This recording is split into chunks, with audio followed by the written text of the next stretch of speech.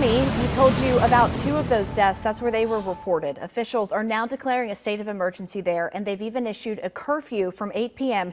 until 6 a.m. Our Nick Neville in Newberry tonight, surveying that damage. The damage across Newberry from Helene has been extensive. Look no further than right here downtown, where a portion of one of these buildings has collapsed, leaving rubble in its wake. Officials say that this happened earlier on Friday morning. Now here's a look at some of the rest of the damage that we saw throughout the entire county. I've never seen anything like this in Newberry County, and I hope I never do again.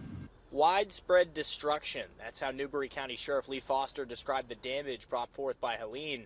The worst he says he's seen in his entire life. As our crew surveyed the county, we found downed trees at almost every turn. Power lines snapped in half, and in several cases, homes were severely damaged. Take a look at this massive tree that fell by a home on College Street. A woman who lives here says she's thankful they only suffered a few smashed windows. Karen Butler was not so lucky.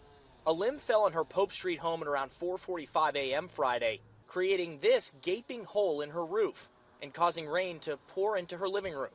After she fell asleep on the couch tracking the storm, she woke up when she started getting wet. I was terrified. I didn't know what, at that point, how bad it was. I really did not know. I just knew that the ceiling tiles were falling and I was getting wet.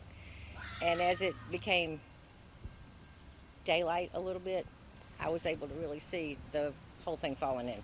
Butler says it could have been much worse, as she was not seriously hurt. Material things can always be replaced. People can't. You just have to keep that in mind. Officials here in Newberry County confirming that 2 individuals have died as a result of the storm, 4 others injured. Sheriff Lee Foster says that officials took several hundred calls in the overnight hours as reports for damage were coming in on Friday. Cleanup expected to take several days. Reporting in Newberry, Nick Neville, WIS News 10. All right, Nick, thanks. Saluda County also issuing a mandatory curfew that began at 6:30 tonight. That will last until 8 o'clock tomorrow morning.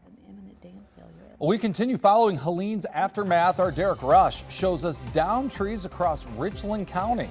When we come right back, stay with us.